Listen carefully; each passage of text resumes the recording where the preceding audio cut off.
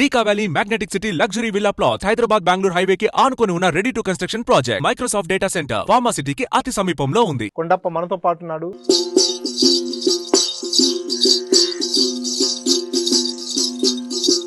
శివుడాయే మాయే వెనకటి దానికి సరిపాయే. అధికారులు కావచ్చు, రాజకీయ నాయకులు వాళ్ళందరినీ దగ్గరకు వచ్చి సన్మానం చేస్తారు. ఎట్లా అనిపిస్తుంది? అది పుణ్యం సార్. అయ్యా రాష్ట్రపతి చేతుల మీదుగా అవార్డు అందుకుంటాను, ఈ స్థాయిలో పైకి తీసుకెళ్తుందని ఎప్పుడన్నా అనిపించిందా నీకు? ఇది అనిపించలేదు సారు. మన దాంట్లో ఒక పేరు తెచ్చినామంటారు, రికార్డు మంచిగా తెచ్చినామంటారు మా కుల సంఘం.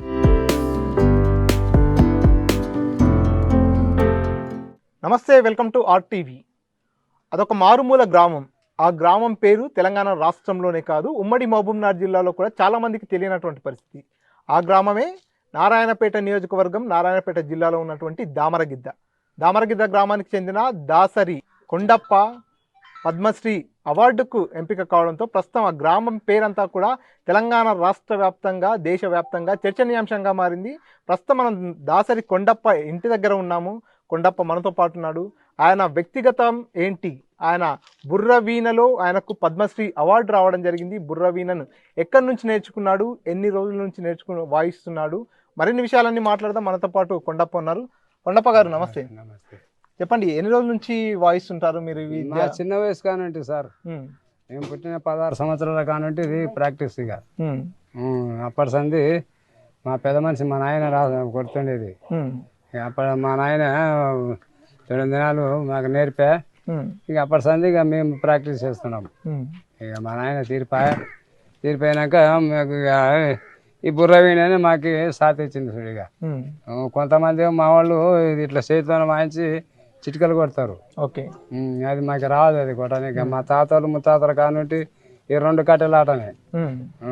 ఇంకోటి కట్టే ఇక ఇది ఒకటి ఉండదు, ఈ గజ్జలది.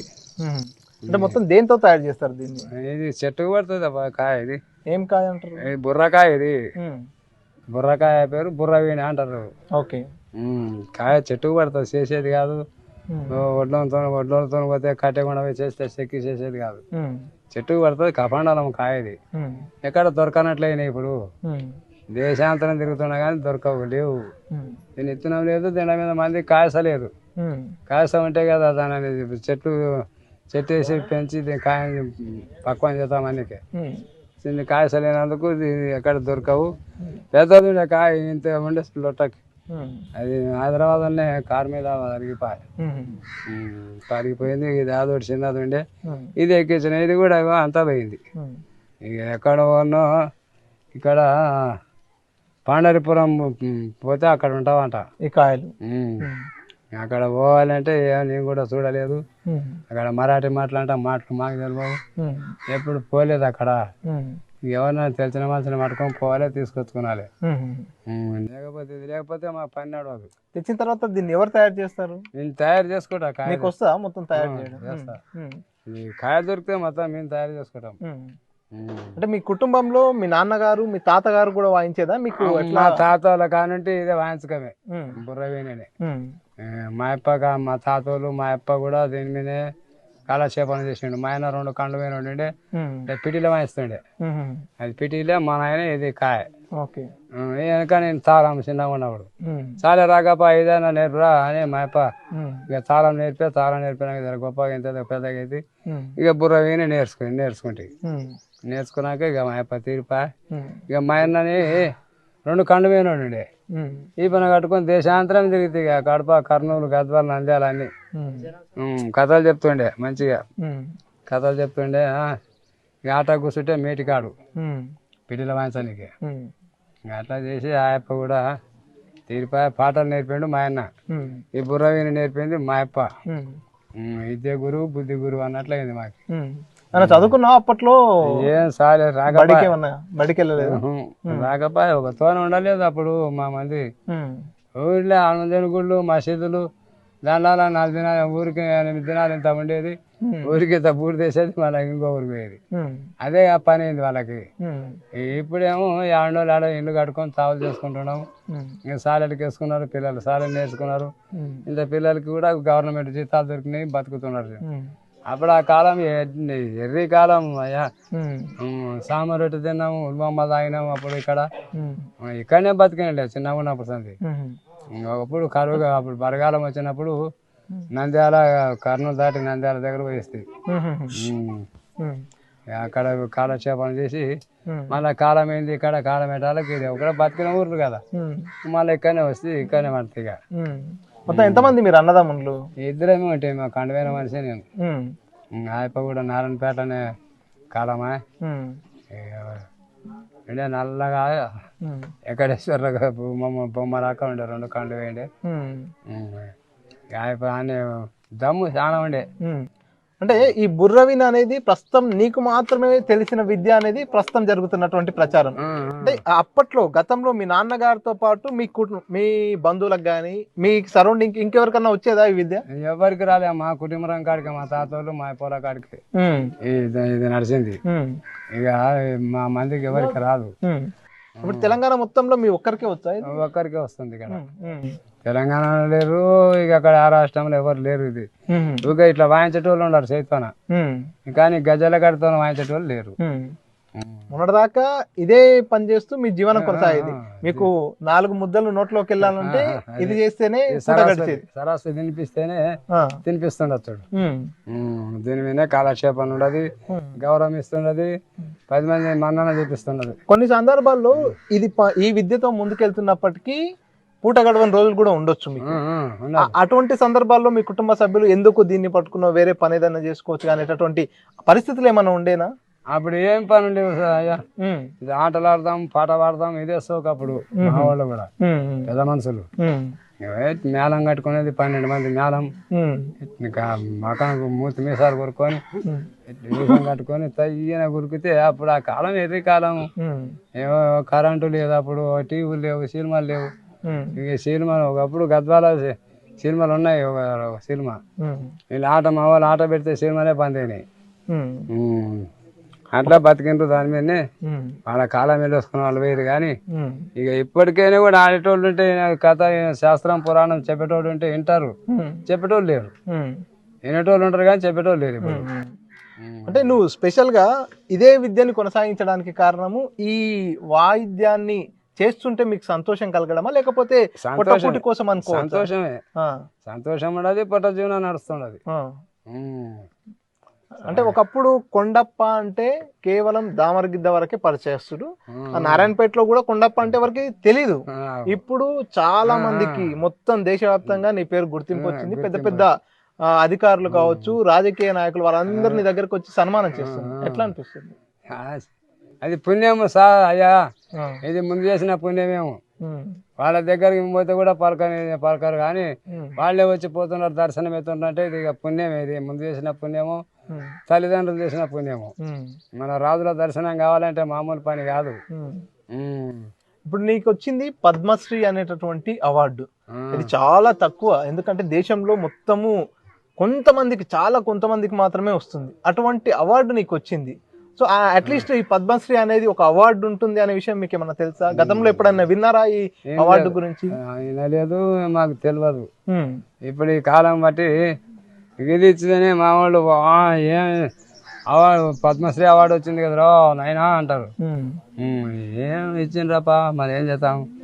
వాళ్ళకి మనసు వచ్చిందో మనసు రాలేదో ఇచ్చిండ్రు, తీసుకొచ్చినాము. ఒకరికి నయం కదా రా, ఏమి నయం. ఒకరికి పేరు వస్తే మన దాసరులకు అందరు పేరు వచ్చినట్లే కదా. అంటే ఏమని పడుపునిడితే వాళ్ళ చెప్పరా నాయనా, నీవు పేరు వచ్చింది నీవే బాగుపడతావేమో అంటే అది గుణం ఎప్పుడు కనుక్కొని రాదు. కులం అంతా ఒకటే మనది. దాసరాయకి ఇది ఒకటి వచ్చిందంటే మన కులంకంతా వచ్చినట్లే కదా.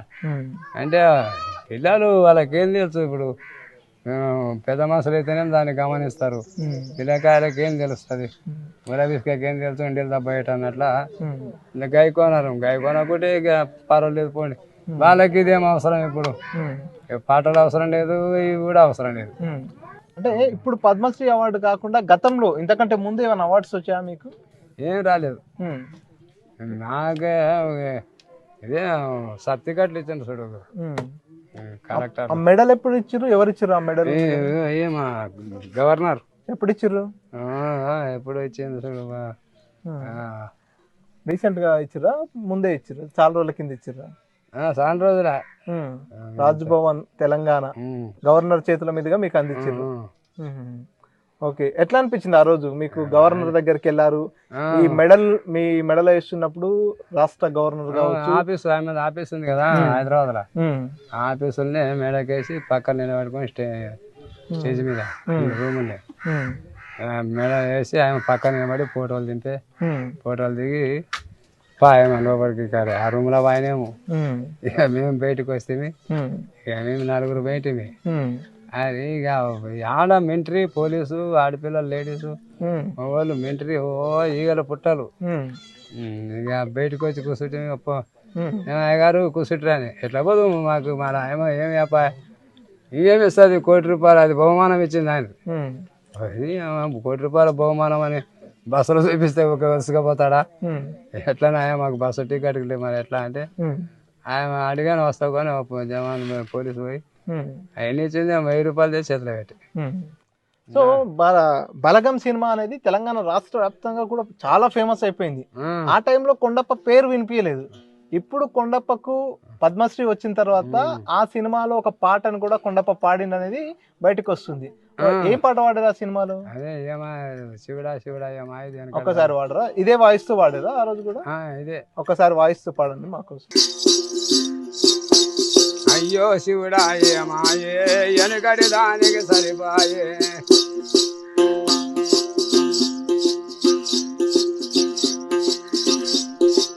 అయ్యో శివుడా ఏమాయే వెనకటి దానికి సరిపాయే,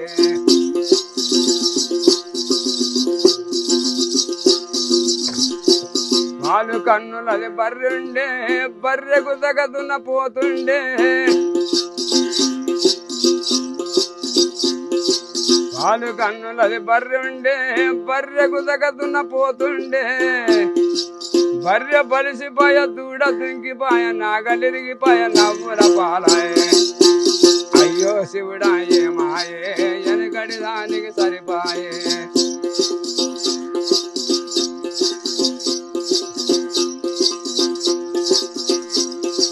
తీరు తీరు చీర కట్టుకుని తీర్థానికని వెళ్ళిపోతెను, ఊరికొక్క చీర ఊడిపోయ నడి బాదర్లో నవ్వుల పాలాయ, అయ్యో శివుడా ఏమాయే వెనకటి దానికి సరిపాయే, అయ్యో శివుడా ఏమాయే వెనకటి దానికి సరిపాయే.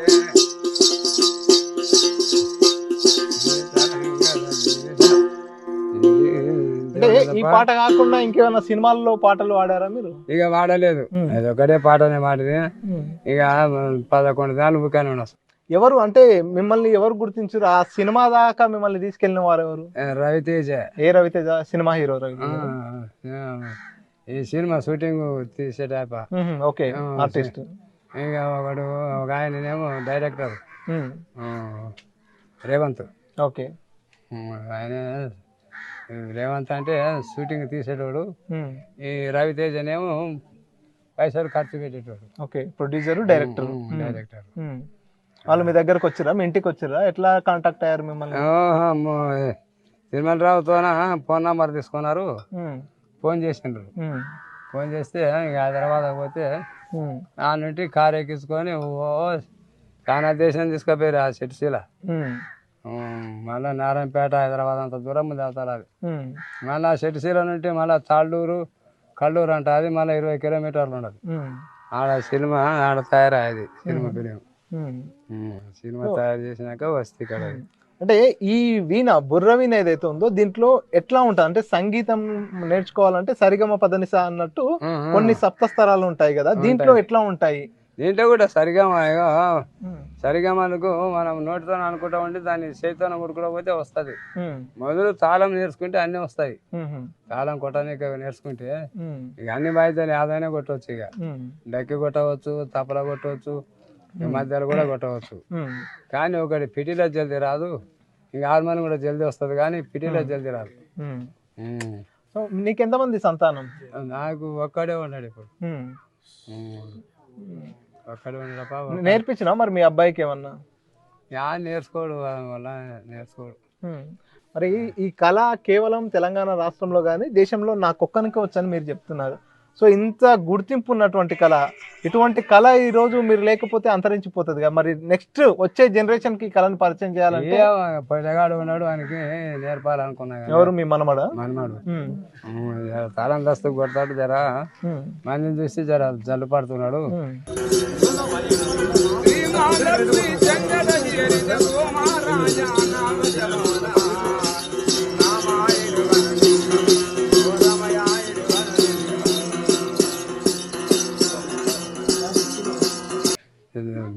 ఆ జల్లు ఎగిరిందంటేనా నాకన్నా ఎక్కువ చెప్తాడు కానీ పిరికి ఎవరేమని అంటారేమన్నట్లా. అంటే ఎవరేమంటారు, ఏదో జల్లు ఎగిరిందంటే కాదు.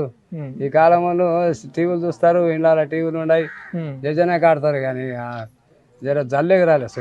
చిన్నగా ఉన్నాడు, 12 ఏళ్ళు ఉన్నాడు. సో ఇప్పుడు పద్మశ్రీ అవార్డు మీకు వచ్చేసింది, మొత్తం ప్రకటన కూడా జరిగిపోయింది. దీనికి సంబంధించి ఎప్పుడు రావాలి, ఎప్పుడు ఎక్కడ ఇస్తారు అనేది ఏమన్నా చెప్పారా? మీతో మాట్లాడారా ఎవరైనా అధికారులు? ఆడ చెప్పలేదు, నేను నారాయణపేటలోనే చెప్పారు కలెక్టర్ కాడ. ఎప్పుడు? ఈ రోజా? నిన్న అట్లే ఊరికి పోయింటిమి, అట్లే వస్తాం కదా. ఆడ దెబ్బ తగిలిండే కదా, కింద పోయిండే. వాళ్ళు ఏమో కంప్లీట్ పెట్టిందట పల్లె వాళ్ళు, మునకంపల్లి వాళ్ళు. ఇక మనం కూడా పోయి పోదాం. మీకు ఎప్పుడు తెలుసు అంటే మీకు పద్మశ్రీ అవార్డు వచ్చింది అన్నట్టు మీకు ఎప్పుడు సమాచారం వచ్చింది? ఎప్పుడు మన ప్రోగ్రాంలో పోయినప్పుడే ఇచ్చిండ్రు హైదరాబాద్లో. ఎప్పుడు ఇది ఇప్పుడు తెచ్చినది. ఇప్పుడేమో గవర్నర్ నరేంద్ర మోడీ ఢిల్లీకి పోతే ఇక ఇండియా అవార్డు వస్తుందంట, ఇస్తాడంట. అది పోవాలి. అంటే ఎప్పుడన్నా అనుకున్నారా మీరు ఇట్లాగా పెద్ద ఎత్తున దేశవ్యాప్తంగా గుర్తింపు వచ్చేట్టు, నువ్వు నమ్ముకున్న కళ, నీకు బుక్కెడు బువ్వ పెట్టిన కళ, నీకు సంతోషాన్ని ఇచ్చినటువంటి కళ ఈ స్థాయికి తీసుకెళ్తుంది, దేశ ప్రధాని ముంగట రాష్ట్రపతి చేతుల మీదుగా అవార్డు అందుకుంటాను, ఈ స్థాయిలో పైకి తీసుకెళ్తుందని ఎప్పుడన్నా అనిపించిందా నీకు? అనిపించలేదు సారు. అది అనుకోక మొదలే వస్తుండది. అనుకుండేమో ఇది జరుగుతుంది అనుకుంటాం కానీ అది జరిగేది ఉండదు, జరుగుతుండదు. ఇక చూసేది ఉండదు, హెలికాప్టర్ ఎక్కేది ఉండదు. ఎక్కాలంటున్నా హెలికాప్టర్ చెప్పిర్రా? చెప్పిండ్రు. లేకపోతే ఇది ట్రైన్ 3 ఏళ్ళు నడుస్తుందంట. హెలికాప్టర్ లో తీసుకెళ్తామని చెప్పారు. హెలికాప్టర్ మీద తీసుకెళ్తారంట. ఎప్పుడు ఏమన్నా సమయం చెప్పిర్రా? ఏమో హైదరాబాద్కు పిలిచితే అప్పుడు తెలుస్తుంది. గతంలో కొండప్ప ఒకరిని కలవాలన్నా, ఒకరి దగ్గరికి వెళ్ళాలన్నా కూడా అపాయింట్మెంట్ తీసుకోవాలి. ఇప్పుడు కొండప్ప దగ్గరికి ఎమ్మెల్యేలు, అధికారులు అంతా వచ్చి కలుస్తున్నారు. ఎట్లా అనిపిస్తుంది? కలుస్తున్నారు. ఏదో పుణ్యం, పూర్వార్జిత పుణ్యం. ఇది పెద్దలు చేసిన పుణ్యము, ముత్తాతలు చేసిన పుణ్యము. ఇక పెద్ద అంతా రాజుల దర్శనం కావాలంటే ఒక మామూలు పని కాదు. మీ దర్శనం కావాలంటే నిడ్లు పెట్టుకొని పోయి చూసేస్తామంటే కూడా అక్కడికి బార్డర్కి లోపలికి బాటేవారు. అట్లాంటి వాళ్ళు పిలుచుకుంటున్నారు. ఇక వాళ్ళు సన్మార్గం చేస్తున్నారు, బహుమానం ఇస్తున్నారు, మంచిగా ఇంటికి తోలుతున్నారు. అంటే ఇది కూడా పుణ్యం అనుకున్నాయి. ఇక రాజుల దర్శనం కావాలంటే మామూలు మాట కాదు. సో మీకు ఇల్లు చిన్నగా ఉంది, రేకుల ఇల్లే ఉన్నట్టుంది. ఇది కాకుండా ఏమన్నా వ్యవసాయ భూమి ఏమన్నా ఉందా? వ్యవసాయం లేదు, ఏమి లేదు సార్. అయ్యా సారు, నా కలెక్టర్ తో కూడా మాకు ఇల్లు కావాలని చెప్పిన. ఇల్లు తయారైతుంది, చేపిస్తాడు. ఇల్లు తప్పనిసరిగా చేస్తున్నాడు, రాసుకున్నాడు. ఇక ఇప్పుడు కూడా ఎమ్మెల్యేలు వచ్చింది కదా, వాళ్ళు కూడా చూసిండ్రు. చూసి ఏమో ఇక ఏదో చేస్తామన్నారు. చేసినప్పుడే ఖరా అనుకోవాలి. ఇక అంటే ఏమంటారు, ఇప్పుడు కొండప్ప పేరు మొత్తం ప్రచారం అయిపోతుంది. కొండప్ప దగ్గరికి ఎమ్మెల్యేలు, అధికారులు, మంత్రులు వస్తున్నారు, కలుస్తున్నారు, సన్మానిస్తున్నారు. మీ గ్రామస్తులు కానీ మీ బంధువులు కానీ ఏం చెప్తున్నారు? మా బంధువుల మా కుల సంఘం వాళ్ళు కూడా ఒప్పుకున్నారు. ఏమో మన దాంట్లో పేరు తెచ్చినామంటారు, రికార్డు మంచిగా తెచ్చినామంటారు. మా కుల సంఘం తెచ్చినామంటే ఏదో మా వాళ్ళు ఏమంటారు, మేము ఇంత పొడుగు చదువుకొని హరికథలు చెప్తేవి, మేము ఎంత టీచర్లం అవుతావి, మాకింత పేరు రాలేదు, నీకు ఏం మోటోడో కదరా నీకు వచ్చిందంటే ఏమో దేవుని దయ అది. ఇట్లా అనుకున్నామా అవుతుందని, దేవుని దయ నుండి జరగబోయేది ఉండదు, ఏం జరుగుతుండదు. అంటే నయం ఇప్పటికైతే ఒక రికార్డు తెచ్చిన మన దాసరలో దాంట్లో. అంటే ఏమో రికార్డు ఉండదో, రికార్డు పోయిందో ఎట్లనేమో పని ఇంతే జరుపుతుండే. మనమే మన కాలం అని పొరుగు చెప్పుకొని రాదు కదా. సో మరి నీకు ఇంత గుర్తింపు తెచ్చినటువంటి ఈ కళను రాబోయే తరానికి అందించాల్సిన బాధ్యత ఖచ్చితంగా నీపై ఉంది. నీ మనమడికి ఇప్పుడిప్పుడు నేర్పిస్తున్నా అంటున్నావు, ఖచ్చితంగా అతన్ని దీంట్లో ముందుకు తీసుకెళ్తావా ఈ విద్యలో? జరుపుతాడు ఇది కథ, ఇది బుర్రవినే కొడతాడు, నేర్స్తాడు. నేర్పినా చిన్నగా కానీ జల్లు పడతాడు, జర తిరిగి ఉండదు. ఎవరైనా ఏమన్నా అంటారు ఏమన్నా అట్లా గోడే. ఈ అబ్బాయా ఎట్రా చిన్న తమ్ముడు ఎట్రా సిగ్గుపడుతున్నట్టు సిగ్గుపడతాడు. సరే, మొత్తానికైతే మన పాలమూరు జిల్లా అన్న ఈ ప్రాంతం అన్నా కూడా పూర్తిగా వెనకబాటుకు గురైనటువంటి ప్రాంతం అనేది ఒక ముద్ర ఉండేది. కానీ ఇటువంటి ప్రాంతంలోనే మట్టిలోని మాణిక్యాల్లాగా మీరు వచ్చారు. సో పద్మశ్రీ అవార్డు సాధించారు. మీరు మీ కుటుంబానికి, మీ బంధువులకే కాదు, మీ గ్రామానికే కాదు, జిల్లాకు, రాష్ట్రానికి కూడా ఎంతో గుర్తింపు తెచ్చారు. తెచ్చిన ఇస్తున్నారు సారు. ఏదో అది ఇట్లా అవుతుందని అనుకోలేము, దేవుని దయ ఉండదు, జరగబోతుంది, జరుగుతుండదు. కానీ అది ముందు చేసిన పుణ్యము, ముత్తాతలు చేసిన పుణ్యము, ముందు జన్మన మేము చేసిన పుణ్యము, అది ఎక్కడ అనుకోని రాదు. అది అంతా దేవుడా నీ దయ అనుకున్నాము, అట్లే నడిపిస్తున్నాము, వస్తూనే ఉండదు. ఇంకా అక్కడ హైదరాబాద్ నుండి వస్తున్నాయి, మేము కాలక్షేపణ చేస్తుండదు. ఓకే ఓకే కొండయ్య గారు, నమస్తే. నమస్తే. మొత్తంగా చూస్తున్నాం కదా, దాసరి కొండప్ప ఇప్పుడు పద్మశ్రీ అవార్డు అందుకుంటున్న నేపథ్యంలో తన కుటుంబ సభ్యుల నుంచి కావచ్చు, బంధువుల నుంచి, గ్రామస్తులందరి నుంచి కూడా ప్రశంసలు వస్తున్నాయి. మొన్నటి దాకా ఒక ఎమ్మెల్యేని కలవాలన్నా, ఒక ప్రజాప్రతినిధిని కలవాలన్నా, ఒక అధికారిని కలవాలన్నా అపాయింట్మెంట్ తీసుకునేటటువంటి పరిస్థితి ఉండే. ఈరోజు వారంతా స్వయంగా నా ఇంటికి వస్తున్నారు, నన్ను సన్మానం చేస్తున్నారు. నాకంతా వారి నుంచి ఎనలేని గౌరవం వస్తుంది, చాలా ఆనందంగా ఉంది.